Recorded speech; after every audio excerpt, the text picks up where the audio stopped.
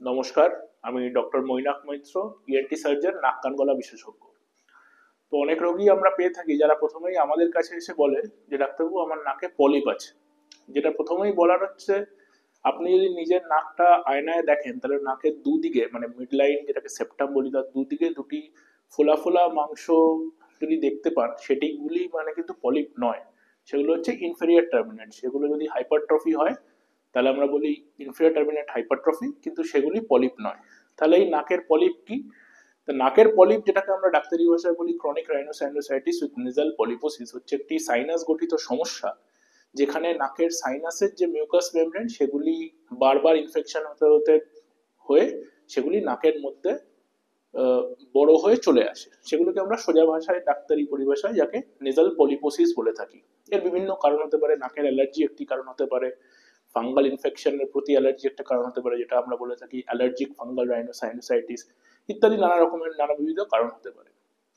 So polyp চিকিৎসার যে মূল বেসিস যেটা আমরা বলি সেটা হচ্ছে স্টেরয়েডস। সেটা নেজাল স্টেরয়েডস হতে পারে বা ট্যাবলেটের মাধ্যমে কর্টিকোস্টেরয়েড হতে পারে, এবং সার্জারি। তো অনেক পেশেন্ট যেটা হয়ে থাকে, নাকের স্টেরয়েড দেওয়ার পর বা স্টেরয়েড খাওয়ার পর যেই তার পলিপোসিসের সিমটমস গুলো কমে যায়, সেই অবস্থায় তার সিমটমস যেহেতু কমে যায়, সে আর অপারেশনের দিকে যেতে চায় না। আরেকটা কথা যেটা আমি বলতে চাই, যে পেশেন্টরা অনেক সময় নাক বন্ধ অবস্থায় নিজেরাই সিটি স্ক্যান করে চলে আসে, সেটা কিন্তু একদমই করা উচিত নয়, তাহলে কিন্তু আমরা সঠিক পিকচারটি পাবো না।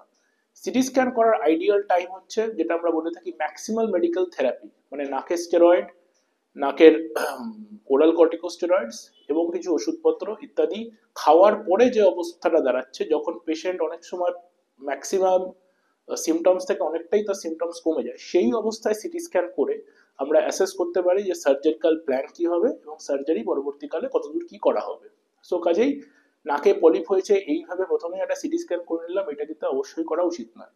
আর নাকে স্টেরয়েড বা খাবার স্টেরয়েড ওষুধ খাওয়ার পরে যদি সিমটমস কমে যায় তার মানেই আমার আর অপারেশন লাগবে না, এইটি ভাবাও কিন্তু ঠিক নয়। নাকের পলিপোসিসের সার্জারিকে আমরা বলে থাকি ফেস বা ফাংশনাল এন্ডোস্কোপিক সাইনাস সার্জারি। এটি কি, নাকের মধ্যে ক্যামেরা দিয়ে গিয়ে অপারেশন করে আসা হয়, বাইরে থেকে কোনো কাটা ছেঁড়ার কোনো দাগ থাকে না।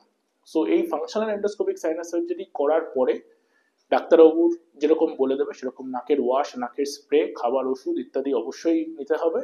এবং এটি সাধারণ মানুষের মধ্যে একটা ধারণা থাকে যে নাকের পলিপ বারবার হয় তাহলে আমার অপারেশন করিয়ে কি লাভ। হ্যাঁ, অবশ্যই ঠিক যে কারোর কারোর ক্ষেত্রে, কিছু বিশেষ বিশেষ ক্ষেত্রে নাকের পলিপ রেকার করার সম্ভাবনা থাকে, কিন্তু মেজরিটি ক্ষেত্রে যদি সঠিকভাবে সঠিক সময় সঠিকভাবে অপারেশন করা হয় তো সেই চান্সেস গুলো অনেকটাই কমে আসে।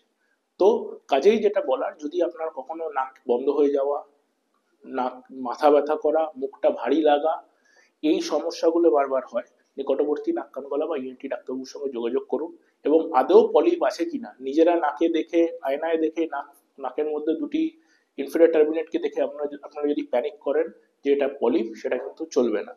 নাকের পলিপ আদৌ আছে কিনা সেটা ডাক্তারবাবু নিজে চোখে দেখে অথবা এন্ডোস্কোপি বা সিটি স্ক্যান করিয়ে তবেই বলা সম্ভব হবে। তো নাক বন্ধ হয়ে যাওয়া বারবার, নাক ব্যথা হওয়া, মুখ ব্যথা হওয়া, মাথা ব্যথা হওয়া, কিছু কিছু স্পেশাল পয়েন্টস আছে সেখানে টেন্ডারনেস হওয়া, এই সমস্যাগুলো যদি থাকে তাহলে আপনার নিকটবর্তী নাক কান গলা বিশেষজ্ঞ বা ইএনটি ডাক্তারবাবুর সঙ্গে যত তাড়াতাড়ি সম্ভব যোগাযোগ করুন। নমস্কার।